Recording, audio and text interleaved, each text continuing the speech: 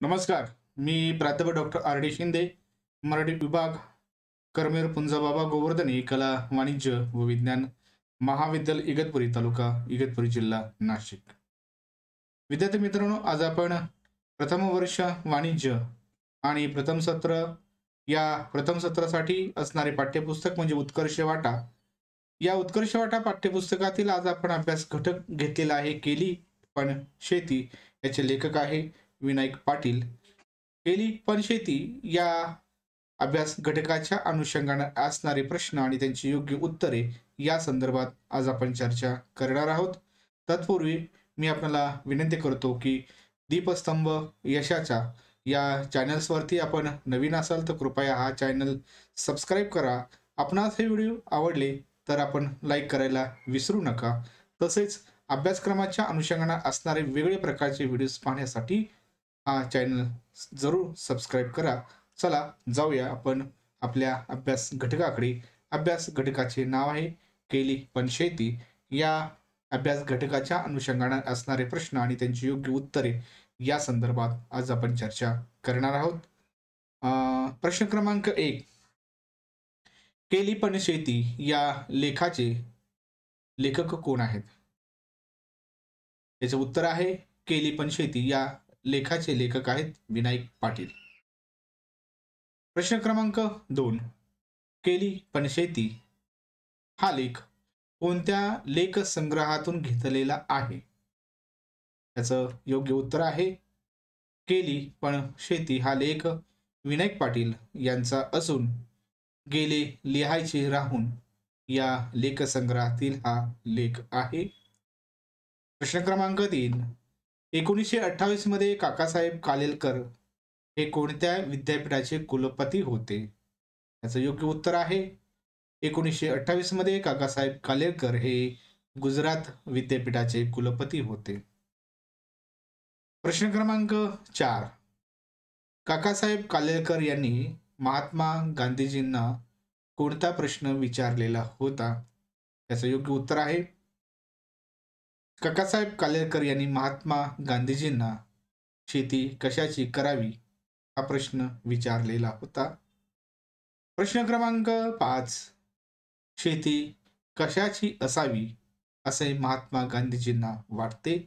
याचे योग्य उत्तर आहे शेतीला वृक्ष शेतीची जोड दिली पाहिजे, तसेच फळझाडेही लावली पाहिजे असे महात्मा गांधीजींना वाटते.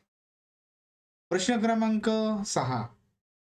साबरमती आश्रमात कोण युवक दाखल झाला होता? त्या युवकाचं नाव काय? याचं योग्य उत्तर आहे साबरमती आश्रमातील फिजी बेटावर तोताराम नावाचा युवक दाखल झाला होता. प्रश्न क्रमांक 7. महात्मा गांधीजींनी तोताराम यास कोणत्या प्रकारची झाडे लावण्यास सुचविलेले होते? याचं योग्य उत्तर आहे महात्मा गांधीजींनी तोताराम यास कडुलिंब प्रकारची झाडे लावण्यास सुचविलेले होते. प्रश्न क्रमांक 8. तोताराम कडुलिंबाचे किती वर्ष वृक्षारोपण करीत होता? याचं योग्य उत्तर आहे तोताराम कडुलिंबाचे 40 वर्ष वृक्षारोपण करीत होता. प्रश्न क्रमांक 9. कडुलिंबाच्या झाडांचा काय फायदा होत असे? याचं योग्य उत्तर आहे कडुलिंबाची झाडे मोठी झाल्यावर भूमिहीनांना लिंबोळ्या गोळा करण्याचा रोजगार मिळाला, तसेच साबण तयार करण्याचा ग्रामोद्योगही सुरू करण्यात आला. अशा प्रकारचे इथे 2 फायदे हे सांगितलेले आहेत. प्रश्न क्रमांक 10. आश्रमात राहण्यासाठी महात्मा गांधीजींची कोण आले होते? याचं योग्य उत्तर आहे आश्रमात राहण्यासाठी महात्मा गांधीजींचे पुतणे आले होते. प्रश्न क्रमांक 11. स्पेअरजोर ठेवणे का परवडणारे नाही असे महात्मा गांधीजींना वाटते? याचं योग्य उत्तर आहे सगळ्यांनी स्पेअरजोर ठेवल्यास कापसाखालचे शेती क्षेत्र वाढेल, परिणामी अन्नधान्य कमी होईल आणि लोक उपाशी राहतील, म्हणून स्पेअर जोड ठेवणे हे परवडणार नाही असे वाटते. प्रश्न क्रमांक 12. आश्रमातील केरकचऱ्याचे काय केले जात असे?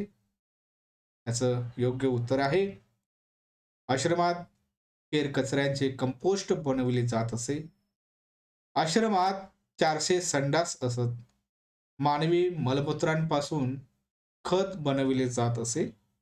अशा प्रकारे आश्रमातील विविध केर कचऱ्यांचे नियोजन केले जात असते. प्रश्न क्रमांक 13. मानवी गरजांबाबत महात्मा गांधीजी काय म्हणाले?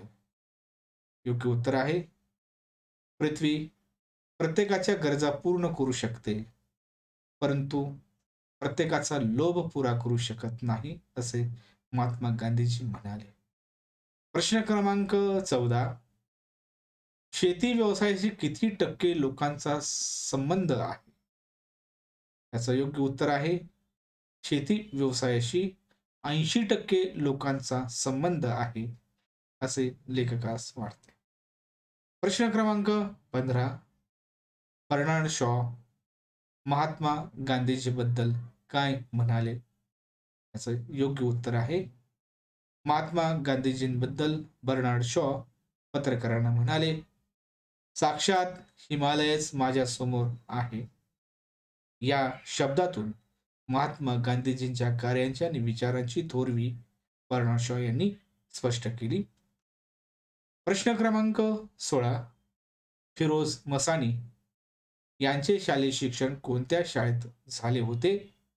उत्तर आहे, फिरोज मसानी यांचे शालेय शिक्षण ड्यून स्कूलमध्ये झाले होते. पुढे वाडिया कॉलेजमधून वाणिज्य शाखेची पदवी घेत 7 वर्ष इंग्लंडमध्ये त्यांनी नोकरी केली होती. प्रश्न क्रमांक 17. सो हेमांगी मसानी या इंग्लंडच्या कोणत्या खात्यात नोकरी करीत होत्या? याचं उत्तर आहे, सो हेमांगी मसानी या इंग्लंडच्या कृषी खात्यात क्रॉप इन्स्पेक्टर म्हणून नोकरी करीत होत्या. प्रश्न क्रमांक 18. सो हेमांगी मसानी यांनी शेती करण्याची कोणती कारणे सांगितलेली होती?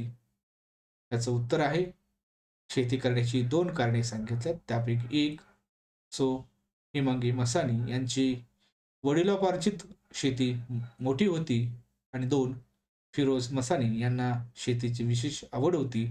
या 2 कारणामुळे सो हेमांगी मसानी यांनी शेती करण्याचा निश्चय केलेला होता. प्रश्न क्रमांक 19. सो हेमा मसानी यांनी शेती व्यवसाय कुठे सुरू केला? त्याचं योग्य उत्तर आहे, सो हेमा मसानी यांनी गंगापूर रोड नाशिक येथे शेती व्यवसाय सुरू केला. प्रश्न क्रमांक 20. श्री शिंदोरे हे कशाची शेती करत होते? याचं उत्तर आहे, श्री शिंदोरे हे गुलाब शेती करत होते.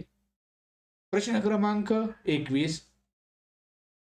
डॉक्टर डेव्हिड गिलार्ड हे गुलाब तज्ज्ञ कोणत्या देशाचे होते?